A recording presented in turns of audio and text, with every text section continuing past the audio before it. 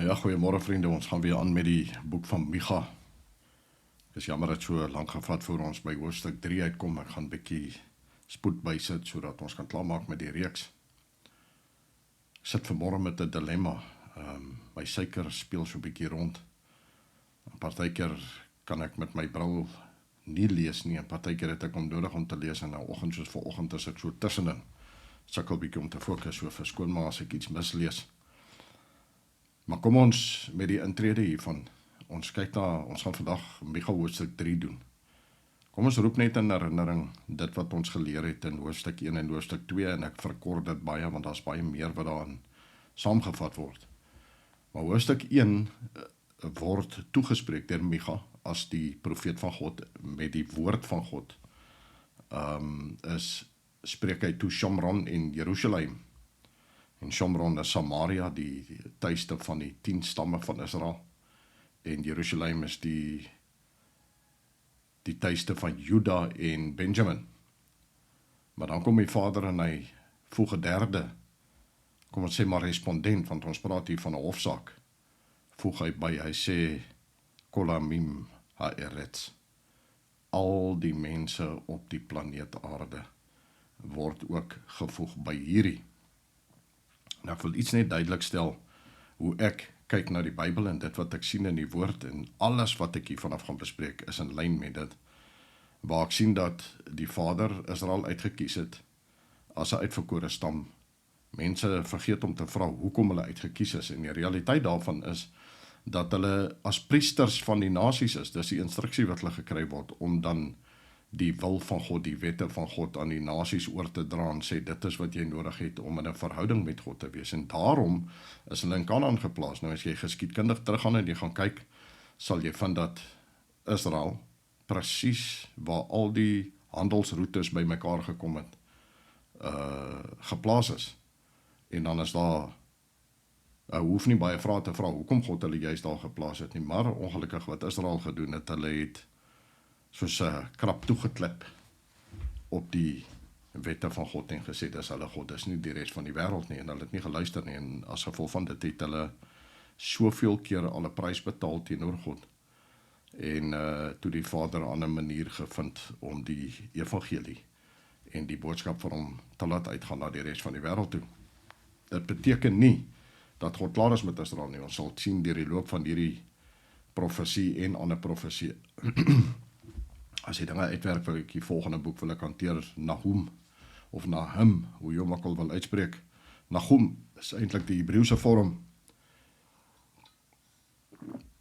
om uitspreek, en kyk wat God te sê het oor al hierdie dinge. En wanneer ons dan eerlikwaar kyk na die profetiese boeke en die res van die Bybel, byvoorbeeld, toe Israel moet intrek in Kanaan in, het God gesê, dryf hierdie mense voor jou uit, want hulle het reeds hulle kans gehad. En by implikasie, wanneer jy gaan kyk, was God besig met die hele wêreld, nie net met Israel nie. En so sien ek dan, dit wat reg oor die wêreld gebeur, dat Israel is die priesters wat die voorbeeld is vir die res van die nasies, maar dat elke nasie aan dieselfde parallelle onderhewig is, dat elke volk en nasie in hulle eie land erfgename is van daardie land, en dat die reste, die oorblyfsel, die remnant, op die einde van die dag daar die grondgebied sal beerwe wanneer die eintlike koninkryk van Messias kom. Nou in lyn met dit, sal ons sien dat daar soveel feite is wat jy kan koppel aan hierdie idee, nie dat ek wil sê ek het die beste idee in die wêreld nie, maar dis al wat vir my sin maak, is dat dit so werk, want God het almal op hierdie aarde gemaak, en die dag toe hy die mens gemaak het, het hy gesê, en die Vader het gesien, of God het gesien, dat dit goed was. By definisie is daar niemand wat hy ag as minder goed of nie goed nie, tensy dit 'n geestelike konnotasie het.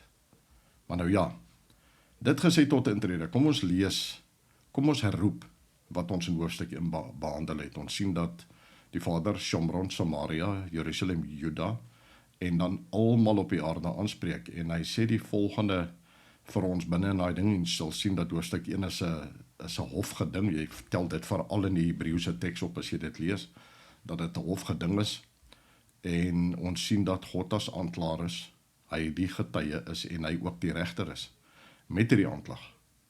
En die Vader gebruik dan 3 Hebreëse stelle woorde om 'n boodskap oor te dra wat baie ernstiger is as wat ons optel vanuit die Engels en die Afrikaanse Bybels.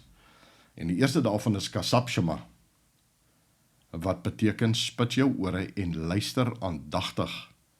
En dan dit wat jy hoor, moet jy gebruik om jou lewe aan te pas dienooreenkomstig met dit wat God wil hê. Kasab shema. Die volgende ene wat hy gebruik is bagem le'et. En dit beteken dat God homself sal teen ons kom staan as 'n getuie teen ons vir ons sondige dade. Dit is waar die idee vanaf kom dat hierdie is 'n hofgeding waarin ons aangekla word.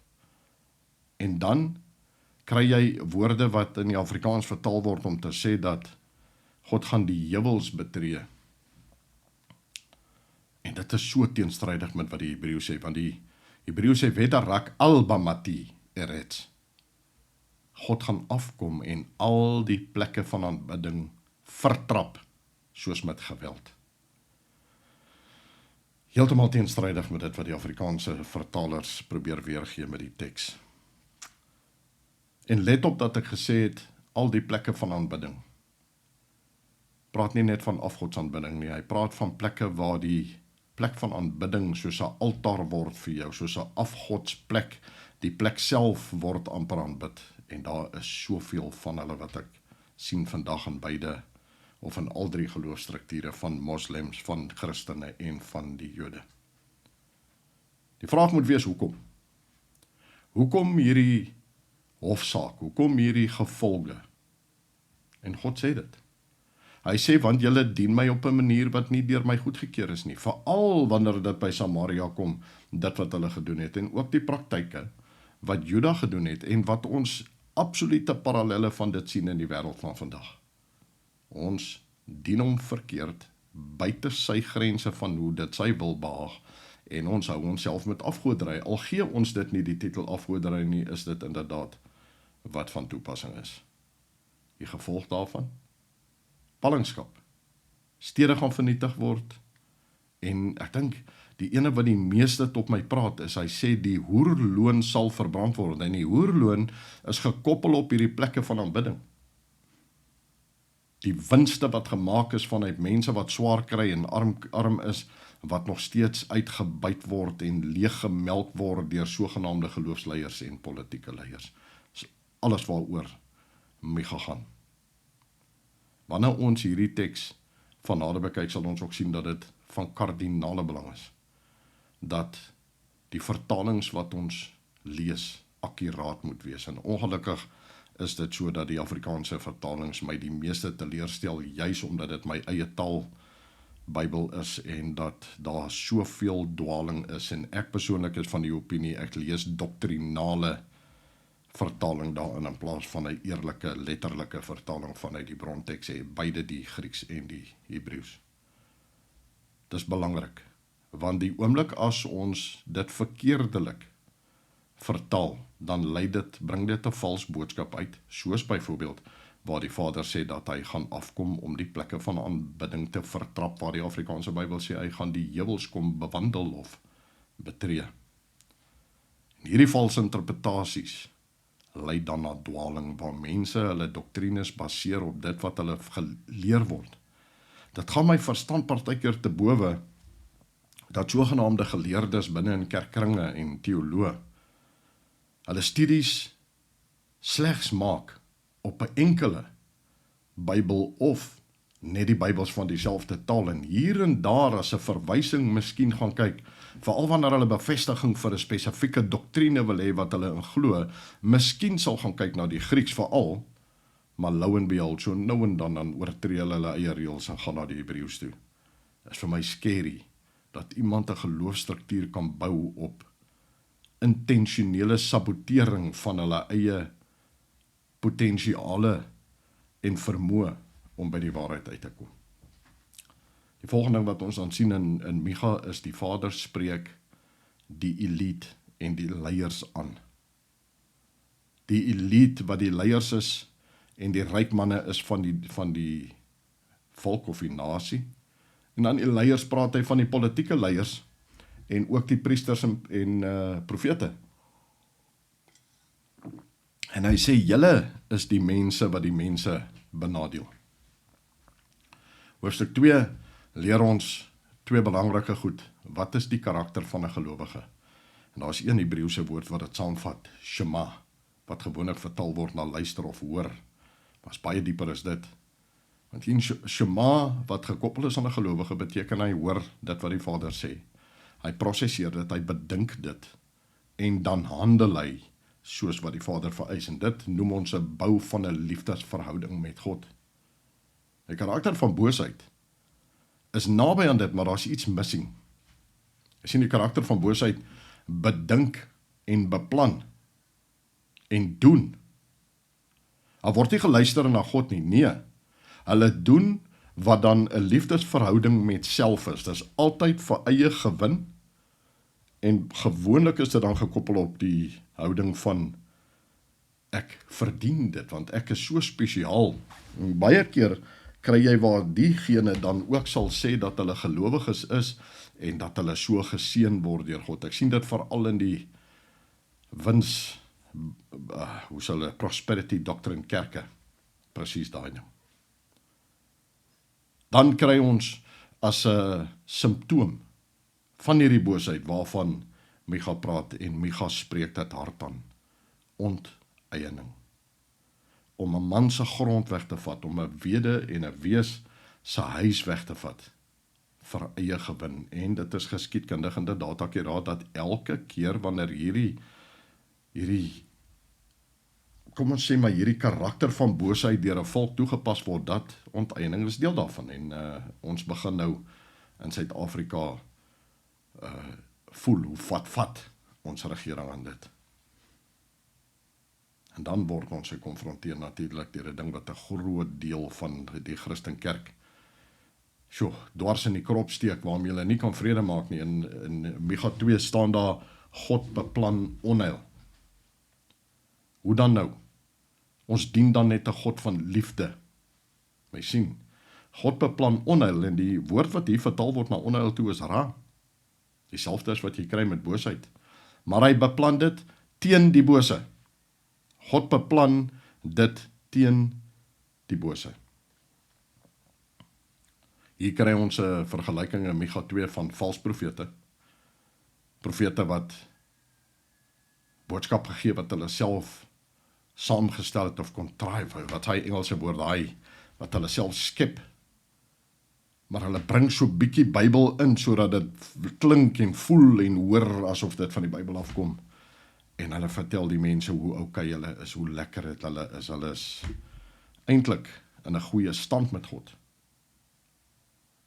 Daarenteen kry jy profete soos Micha, soos Jesaja, soos Esegiel, almal profete wat ons kry in die tydperk van Micha ook, wat ware profete was. En hierdie profete verkondig 'n boodskap wat teenoorgestelde is dit wat die vals profete doen, en hulle verkondig die geregtigheid van God. En die geregtigheid van God behels gehoorsaamheid aan God. Punt. Niks minder nie, niks meer nie. Die realiteit is, ons kies ons eie profete. En let wel daarop dat die woord profete oorkoepelend is van pastore, van dominees, van priesters, van ouderlinge, van diakens, almal wat in diens is van God, wat die woord uitdra, is saamgevat in die woord profete, in die woord. En ons kies wie ons profete is, wie ons gaan navolg, sonder dat ons partykeer besef, dat die keuses wat ons maak, absolute nagevolge het. Dan hierna lees ons, dat nadat God hulle almal skuldig bevind het aan afgoderry, korrupsie,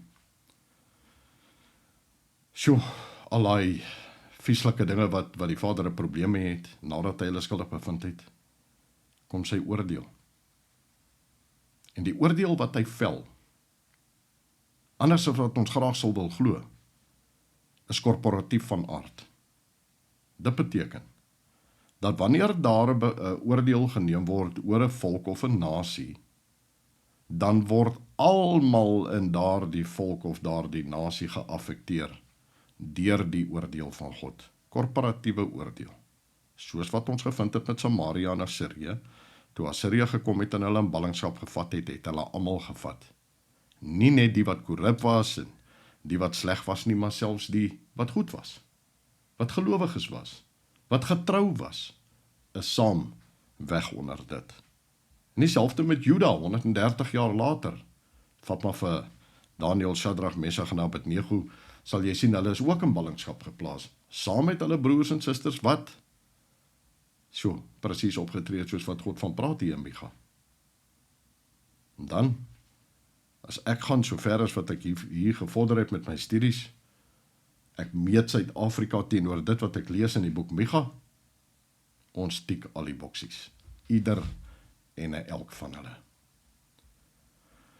Ons gaan ons na hoofstuk 3 toe. Hoofstuk 3 bestaan uit 3 paragrawe. Elke een van daardie paragrawe handel oor die geregtigheid van God as die kern daarvan. En dan vind ons dat die Bybel praat gereeld van die oorblyfsel of die remnant. Maar wanneer ons kyk na die oorblyfsel en die remnant, is dit mense wat God na verwys is, die wat volhard, die wat identifiseer met hom. En in teenstryd daarvan sien ons op soveel verskillende plekke in die Bybel, dat die Bybel ons vertel dat die meeste mense sal kies teen die waarheid. Sal kies om nie vir die waarheid te gaan nie. Ons sien dit absoluut in Micha, ons sien dit in Hosea, ons sien dit in al die profetiese boeke, dat dit wel die geval was, en dat dit elke keer gelei het na verdoemenis. In die Nuwe Testament, van loshande, Messias, Yeshua of Jesus, wat jy hom ook al wil noem, aan die woord, Matteus 7 vers 21. Nie elkeen wat vir my sê, Here, Here, sal ingaan in die koninkryk van die hemele nie. Luister mooi na wat hy sê. Hy praat hier van gelowiges, wat na hom roep, Here, Here. Hy sê nie almal van julle sal ingaan in die hemel nie. Ons gaan 'n bietjie later die hele teks daarvan lees en dan sal ons sien wat is die implikasie daarvan. Jy sien, die realiteit is hierdie geregtigheid waarvan God praat wanneer jy lees in Micha en die res van die Bybel. Hierdie geregtigheid, die ene wat dit definieer en dit toepas, is God homself. Ek, jy, jou priester, jou pa, jou ma, jou vrou, jou boetie, jou wie ook al verklaar hulle dat jy geregtig is, righteous is van geen waarde nie. Daar is net een entiteit in hierdie heelal, wat kan bepaal al dan nie ons geregtig is tot die mate waar ons val onder sy genade, is God homself. Nou ja, terug na Micha 3 vers 1, word daar retoriese vraag gevra. En die retoriese vraag is, betaam dit julle nie om die reg te ken nie? Jy sien, die Vader adresseer die profete en die priesters hoofsaaklik en die leiers van Israel. Betaam dit julle nie om die reg te ken nie? Die antwoord is, die profete en die priesters is veronderstel om te weet wat die wil van God is. Hulle is veronderstel om te weet wat om te doen. En in lyn met hierdie vraag wat Micha vra, gaan hy in Micha 3 vers 2 en hy plaas hulle in 'n staat van beskuldiging. En die aanklag is die volgende. Hy gebruik 2 Hebreëse stellings. Sanai tof ahavra. Sanai tof ahavra. Wat beteken, julle is haters van wat goed is en liefhebbers van wat sleg is. Weer 'n keer hier met die Afrikaans stem ek nie heeltemal saam mee. Die woord sleg is vir my of dit so 'n bietjie versagtend is, want die eintlike woord wat jy daar kry in die Hebreëus is ra. En ra is boosheid, in Engels evil. En wanneer ons kyk na hierdie liefhebbers van haters van goed en liefhebbers van die slegte in 'n Bybelse konteks, nie die emosionele konteks nie, sal ons sien dat haat, wanneer jy ook al 'n ding kry waar die Vader praat van jy haat iets of jy moet iets haat, beteken dit om dit te verwerp. Geen emosie. Jy maak 'n besluit, jy sien hierdie is nie goed nie, hierdie is sleg, verwerp dit. Net so met die woord liefde, wanneer jy dit kry, beteken dit, as jy sê jy is lief vir iets, dan is dit nie 'n emosionele ding of 'n gevoelsding nie, dis jy verklaar lojaliteit teenoor daardie ding.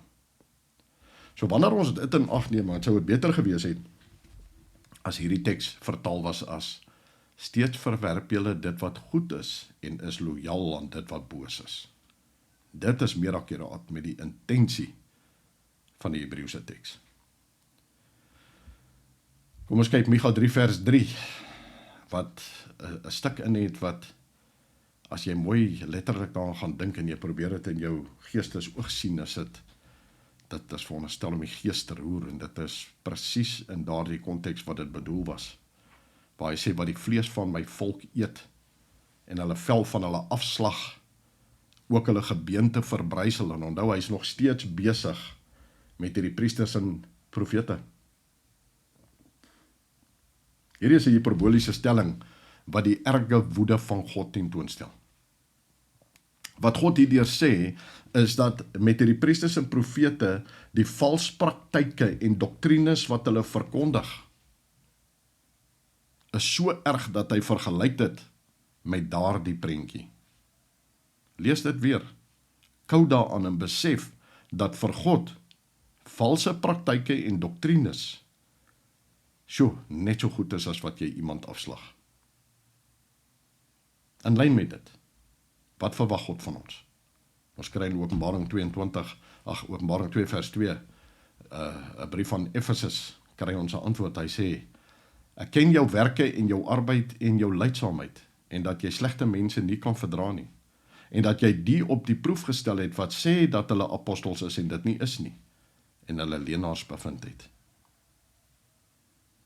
Daar is iets interessant of iets bitter belangrik wat hierdie vers inhou, 'n les.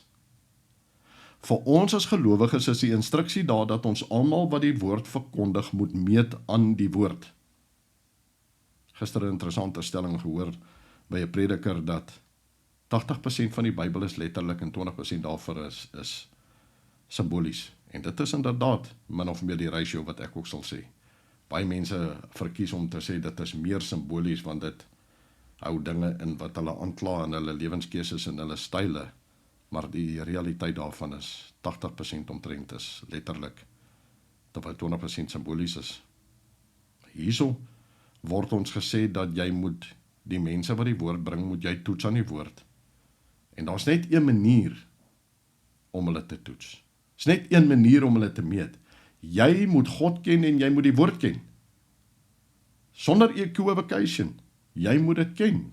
Hoe doen jy dit? Deur tyd te spandeer met hom en sy woord. En self, as ek vir jou 'n ding sê, en ek gee vir jou die teksverse, gaan lees dit. Gaan verifieer dit. En as ek verkeerd is, vat my aan oor dit. Dit is die instruksie wat ons kry van God af. Nou, wanneer ons in ons kerke sit, of in ons gemeentes, of ons gebedskringe, en ons vind uit dat die prediker of die leier onder daardie groepie is verkeerd met dit wat hy verkondig. En hy is besig met doktrines en tradisies wat buite die wil van die Vader sit. Hoe dan nou gemaak? Gaan ons die status quo so los soos wat dit is? Of gaan ons die instruksie van God volg? Jy sien, God sê, Openbaring 18 vers 4 tot 5, en ek het 'n ander stem uit die hemel hoor sê, gaan uit daar uit my volk, sodat julle nie gemeenskap met haar sondes mag hê en van haar pla ontvang nie, want haar sondes reik tot aan die hemel en God het haar ongeregtighede onthou. Staan stil en dink hieroor. Kom ons gaan terug na Micha 3 vers 3 toe, waar die Vader sê dat hierdie valse doktrines en hierdie valse praktyke net so goed is soos die vlees van sy volk wat geëet word, die velle wat afgeslag word, die gebeentes wat verbrysel word. Wat 'n grous ding om net in te dink. God vergelyk dit aan dit, en hy sê, as jy jou nie uitkry uit dit nie, dan neem jy deel aan. So net om terug te sit en te sê, dis nie ek nie. Ek probeer net die goeie uit die preke uithaal. Ain't gonna cut it. God sê, jy moet jou uitkry daar, gaan soek na die waarheid en dit nastreef. Dis in Micha 3, praat van 'n diepe korrupsie en ek sit by 'n arrogansie in die kerk en in die staat. Ek het 'n vraag op hierdie punt. Is dit nie wat ons in ons moderne wêreld sien nie? Is dit nie wat ons in die staat van Suid-Afrika sien nie? Sjoe. Dan kry ons 'n waarskuwing, net weer 'n slukkie van. En onthou, soos ek in 'n vorige video gesê het, ek het nie 'n probleem as jy sê Yahuwah of Yahweh of Here nie. Maar die teks wat ek het, sê vir my sy naam is Jehovah, met die swag Gulam Kamats, die klinkers. So ek spreek dit in die Hebreëse dialek uit, Jehovah. So kom ek lees hierso, Micha 3 vers 4, dan sal hulle Jehovah aanroep, en hy sal hulle nie antwoord nie, maar hy sal sy aangesig in tyd vir hulle verberg.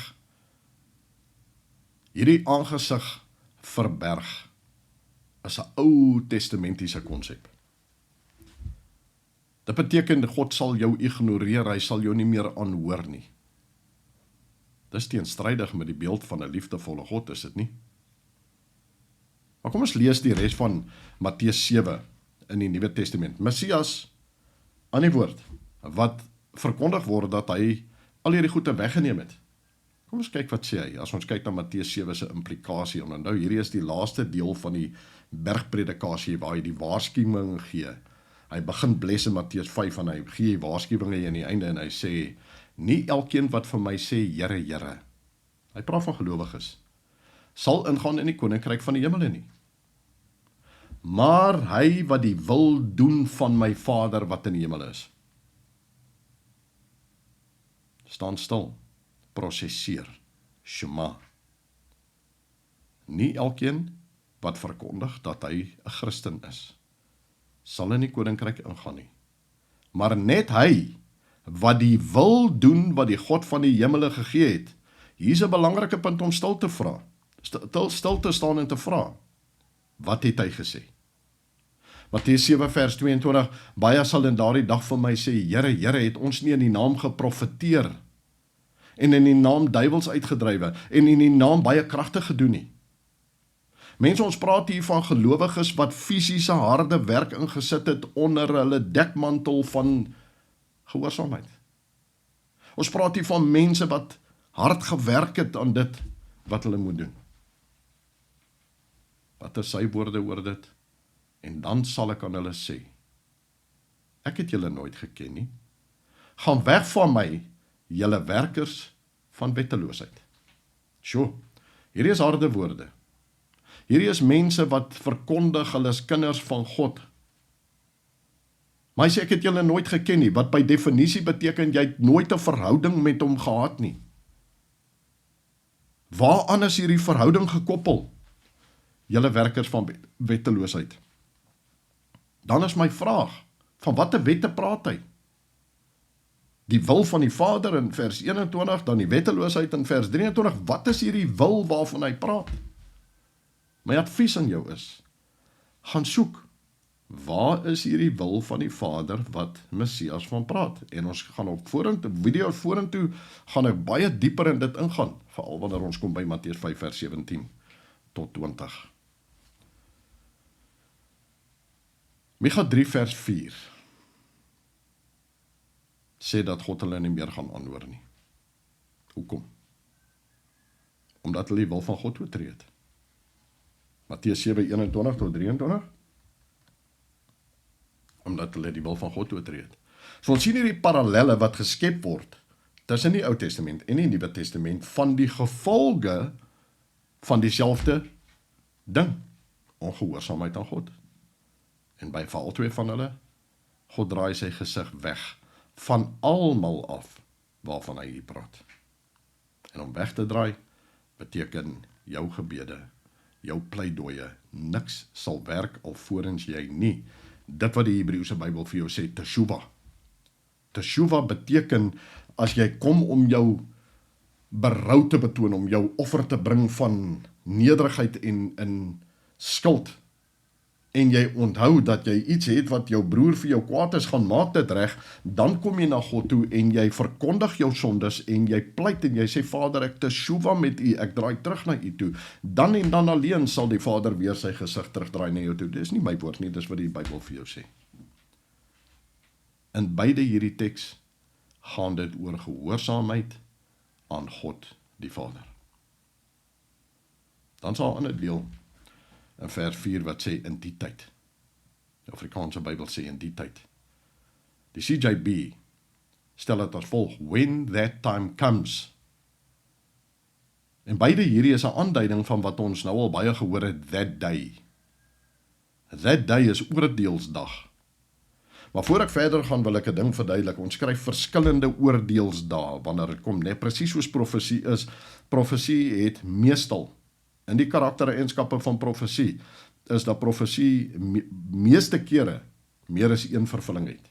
Die ene van toepassing op dit wat onmiddellik van toepassing is, en die tweede een van toepassing op dit wat in die toekoms van toepassing is. En dieselfde, maar wat hier aangaan, in that day. Jy sien, wanneer 'n volk en 'n nasie, soos Samaria, soos Juda, en ek glo, soos Suid-Afrika tans, in hierdie sondigheid verval waarvan die Vader hier praat, kom daar 'n oordeel spesifiek relevant tot daardie volk en nasie, presies soos dit was met Samaria en met Juda. Maar dit is nog nie die finale oordeelsdag nie. Want jy sien, daar's verseker nog 2 oordeelsdae wat voor ons almal lê, as ons nie hierdie ander nog ondervind nie. Sien, die eerste een gaan die oordeel wees van wie kan die koninkryk en gaan die 1000 jaar koninkryk en gaan dan in die finale oordeel is die wit troon oordeel waarvan ons lees in Openbaring in die laaste hoofstukke. In die tyd, sê die skrif, is 'n oordeelsdag, en hy praat hier spesifiek in die tyd van Micha oor Samaria wat toe op hande was om weggevoer te word, 130 jaar later Juda en dit wat met die lande en die nasies gaan gebeur in die toekoms en dan in die finale oordeel van wie kan die koninkryk ingaan al dan nie. Micha 3 vers 5, so sê Jehova aangaande die profete wat my volk vertel, wat as hulle maar iets het om met hulle tande te byt, vrede verkondig, maar teen hom wat niks in die mond steek nie, verklaar 'n heilige oorlog. Ek praat van hierdie hypocrisie, dat my weer dink aan die prosperity doctrine, waar solank as wat jy betaal, solank as wat jy gee en gee en gee, dan kry jy die goeie boodskap. As jy nie kan gee nie, as jy nie die mond kan voed nie, verklaar hulle heilige oorlog, sê die woord. Ek het al gesien die gevolge van wanneer 'n kerk jou afsny, omdat jy een of ander iets verkeerd doen, en hulle judgment neem oor jou. Net vir interessantheid, die woord wat hier vertaal word na vrede in die Hebreëus is shalom. Ek sê altyd vir mense as ek 'n boodskap afsluit, shalom, en ek gaan dit vandag weer doen. Jy sien, shalom is 'n godgegewe toestand van lewensvrede, oorvloed, beskerming en sekuriteit. Dit dui op 'n lewe in harmonie met God. So wanneer jy vir iemand sê shalom, dan wens jy om al hierdie goeie dinge toe. Kom ons roep net weer in herinnering, dat alles waarvan ons hier praat, in hierdie hoofstuk, gaan spesifiek oor vals profete, vals doktrine en vals tradisies. Dan, Micha 3 vers 6, daarom sal dit nag word vir hulle, sonder gesig, 'n duister vir julle, sonder waarsêre, ja, die son sal oor die profete ondergaan en die dag oor hulle verduister word. Ek sug baie, want hierdie is vir my 'n bitter swaar boodskap. As ek kyk na die implikasie daarvan en ek kyk na waarmee ons mense besig is. Amos praat ook hier van, Amos 5 vers 18 sê, weet die wat na die dag van Jehova verlang, en hy sing, voor ek verder gaan, ek lees hierdie, dan hoor ek altyd hierdie sing, come Jesus, come. Besef die mense nie wat hulle vra nie. Besef hulle nie dit wat hulle as 'n feeslied uitsing om te sê, kom. Amos skryf daaroor, hy sê, weet die wat na die dag van Jehova verlang. Wat sal tog die dag van Jehova vir julle wees? Dit sal duisternis wees en geen lig nie. Soos wanneer iemand vlug vir 'n leeu, maar 'n beer loop hom raak. Of hy kom in die huis en leun sy hand teen die muur en 'n slang byt hom. Is die dag van Jehova nie duisternis en geen lig nie? Ja, donkerheid sonder 'n ligstraal. Partykeer in ons, hoe kan ek sê, ons drang om vreugde te hê en te wys hoe bly ons is in ons bediening, sing ons, kom Jesus, kom, en ek weet die intensie is goed. Maar mense besef ons nie dat dit 'n oordeelsdag is, waar daar van ons broers en susters, wat daar saam met ons die liedjie sing, dit nie gaan maak nie. Dis tyd dat ons hierdie goed ernstig opneem en besef dat dit waarvoor ons vra, implikasies het vir die mense om ons. Eerder moet ons sing, laat dit nog bietjie bly, laat dit bly dat ons nog meer mense kan oorreed en wys dat die evangelie krag het en waarde dra. Maar ek is van die opinie, ongelukkig sal mense dit aanhou sing as gevolg van onkunde. Hosea 4 sê my mense gaan tot niet as gevolg van onkunde. En dan hier, waar ons nou kom in Micha, God spreek oordeel uit oor hierdie mense. Oor hierdie profete. En die oordeel wat hy uitspreek is duisternis, skande en verwerping. Die gevolge van hierdie oordeel wat God uitspreek, is dat die mense wat oorbly, leierloos en rigtingloos sal wees. Spreuke 29:18 in die Afrikaans sê, as daar geen openbaring is nie, word die volk bandeloos, maar hy wat die wet onderhou, gelukkig is hy. Die CJB sê, without prophetic vision, the people throw off all restraints, but he who keeps Torah is happy. By implikasie wat Spreuke sê, is dat selfs al val hierdie, sal die wat vashou aan God en hulle lewens rig volgens God, rustigheid hê, want hulle sal 'n anker en 'n roeder hê, wat hulle lei waar hulle moet gaan. Jeremia 6:13, want van hulle kleinste tot hulle grootste maak hulle almal onregverdige wins, en van die profeet tot die priester pleeg hulle almal bedrog. En hulle genees die verbreking van die dogter van my volk op die maklikste manier deur te sê, vrede, vrede, terwyl daar geen vrede is nie. Hulle kom in die skande, omdat hulle gruwel bedryf het, tog skaam hulle nie in die minste nie, tog weet hulle nie om te bloos nie. Daarom sal hulle val onder die wat val. En die tyd dat ek aan hulle besoeking doen, sal hulle struikel, sê Jehova. Micha 3:7, en die siener sal beskaam staan, en die waarseer sal bloos, en hulle almal sal die baard bedek, omdat daar geen antwoord van God kom nie. Hierso, dink ek is beide die Afrikaans en Engels, bedek die volle betekenis van wat hier gesê word, want om die baard of die lip of die mond te bedek, beteken om stil te bly. Maar meer is dit, in die Hebreëse taal beteken dit dat jy verklaar jou onreinheid. Gaan bietjie terug, gaan lees waar Messias die malaatse genees het. And by the way, malaatsheid is eintlik nie die regte vertaling nie, dis tsaraat, is die siekte. Hoe daai mense moes loop met die hand oor die mond en sê onrein, onrein, onrein. En presies dieselfde konteks wat die Vader sê. Hulle sal hulle monde bedek, want hy gaan stil bly en hy gaan onrein wees. Micha 3:8 en daarenteen, maar ek daarenteen is volkrag, met die gees van Jehova en reg en heldenmoed, om aan Jakob sy oortreding te verkondig en aan Israel sy sonde. Vir my mooi hoe Micha homself opstel teenoor hierdie valse profete, waar hy sê, ek is vol krag met die gees van God. Ek verkondig aan hulle die waarheid, die oortredinge waaraan hulle skuldig is, ten spyte van alles. Nie waar die Afrikaans sê, reg en heldenmoed, daai reg, is die Hebreëse woord is mishpat, en mishpat beteken geregtigheid. Geregtigheid is verteenwoordigend van die balans tussen reg en verkeerd. Jy sien, ons dien inderdaad die God van liefde. Maar hy is ook die God van woede, soos die Bybel vir ons sê.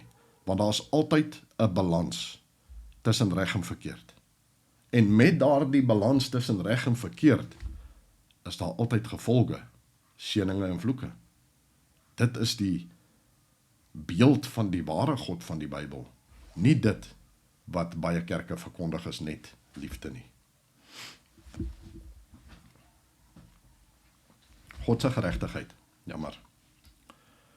Jesaja 11 vers 1, maar daar sal 'n takkie uitspruit uit die stomp van Jesaja, en 'n loot uit sy wortel sal vrugte dra, en op hom sal die gees van Jehova rus, die gees van wysheid en verstand, die gees van raad en sterkte, die gees van kennis en die vrees van Jehova.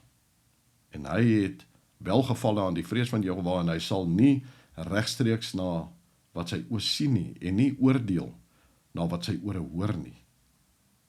Maar aan die armes sal hy in geregtigheid reg doen, en die sagmoediges van die land met billikheid oordeel. Maar hy sal die aarde slaan met die roede van sy mond, en met sy asem van sy lippe die goddeloses doopmaak. En geregtigheid sal die gordel van sy ledene en trougordel van sy heupe wees. Hierdie is Messias. Ek weet nie waar kom die kerk aan hierdie ding van hierdie liefdevolle God wat niemand gaan te nakom nie, wie se doel dit is om almal in die hemel te kry. Nie eers die teks oor Messias sê dieselfde nie. Daar gaan diegene wees wat geslaan gaan word met die dood. Die vraag moet wees, wie is hulle wat met die dood geslaan gaan word? En dan seker te maak, ek staan nie aan daai kant nie. Ons gaan, Micha 9 vers 3 vers 9, hoor tog dit, sê Micha, hoofde van die huis van Jakob en owerstes van die huis van Israel. Julle wat van die reg afskie het en al wat reg is verdraai. Julle wat Zion bou met bloed en Jerusalem met onreg. Micha pleit asseblief, hoor wat ek sê. Hoor wat ek sê, neem dit in, verander, draai terug te Teshuva. En dan gaan hy verder met sy beskuldiging. Micha 3 vers 11. Sy hoofde spreek vonnisse uit vir 'n geskenk, en sy priesters gee onderrig vir 'n loon, en sy profete is waarsêers vir geld.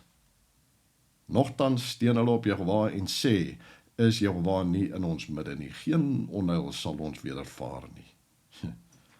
Mense, ek gaan net sê Matteus 7 vers 21, julle weet self wat ek hier wil sê, van presies dit waarvan hy praat, en ek kan nie anders as om te sê, ek sien presies dit in soveel kerke van vandag. Maar dan spreek Micha God se oordeel uit. Daarom sal Zion om julle ontwil soos 'n land omgeploeg en Jerusalem pynhope word, en die Tempelberg bosrande. Jeremia sê in Jeremia 26:18, Micha, die Marostiet, het as profeet opgetree in die dae van Hiskia, koning van Juda, en met die hele volk van Juda gespreek en gesê, so spreek Jehova Tsebaot, dis die Here van die hemelse leerskare. Sion sal soos 'n land omgeploeg word, en Jerusalem sal pynhope word, en die Tempelberg bosrande. Interessant genoeg, dat dit presies so tot vervulling gekom het. Jy sien die realiteit met die wil van God is, God wil graag hê dat ons gelukkig en voorspoedig moet wees. Maar dit verg 'n gebalanseerde geregtigheid.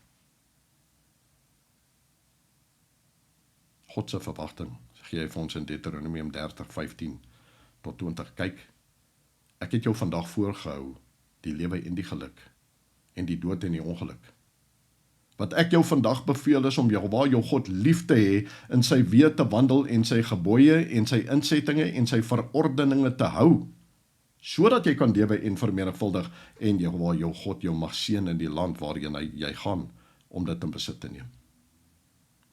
Maar as jou hart hom afwend en jy nie luister nie en jy jou laat verlei, sodat jy jou voor ander gode neergebuig en hulle dien, dan verkondig ek julle vandag dat julle sekerlik sal omkom. Julle sal die dae nie verleng in die land waarheen jy oor die Jordaan trek om dit in besit te gaan neem nie. Ek neem vandag die hemel en die aarde as getuie teen julle. Die lewe en die dood, die seën en die vloek, het ek jou voorgehou. Kies dan die lewe, dat jy kan lewe, jy en jou nageslag.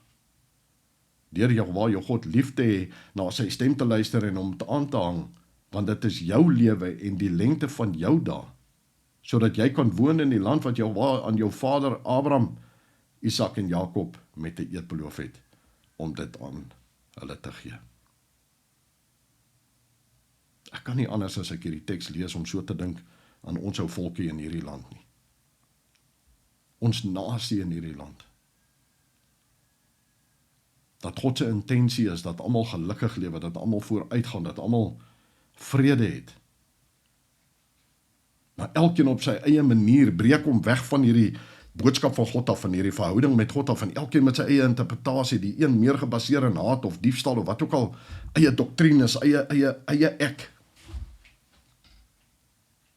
Besef ons nie, dat daar net een manier is om hierdie pad te wandel, en dit is in lyn met wat God sê, vanuit die bronteks.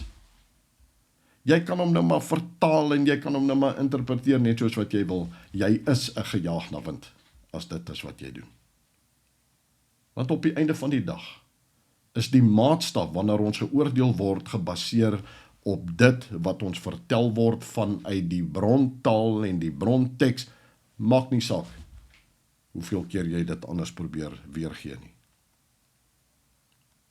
En nee, met die oordeel, teen nie spreekbeurt nie.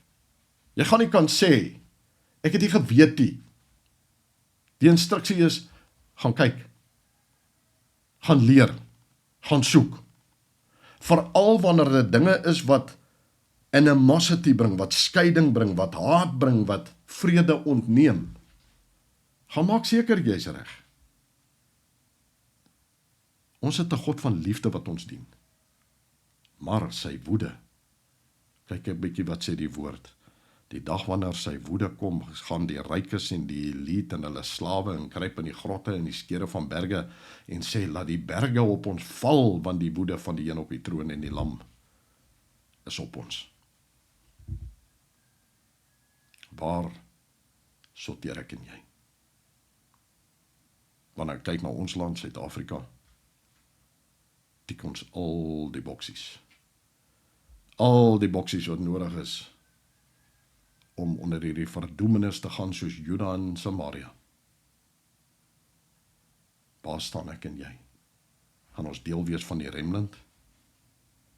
Of gaan ons deel vorm van die wat nie gaan terugkom nie? Dit roep in herinnering toe Juda in ballingskap gegaan het, Babylonië toe, min mense weet dit. Babylonië toe. En koning Cyrus 70 jaar later kom en hy oorwin Nebukadneser en hy sê vir die manne, julle kan teruggaan Jerusalem toe. Was daar net 5%. 5% van die hele volk wat teruggegaan het om Israel te wees. Die res of uitgesterf of weggekoin of geassimileer. 5%. Dit gee vir 'n ou 'n ander dinamika aan die woord remnant. Kom ons doen alles in ons vermoë om deel van daardie remnant te wees. Mag julle 'n baie geseënde dag, 'n baie geseënde week hê en ek sê vir julle, Shalom.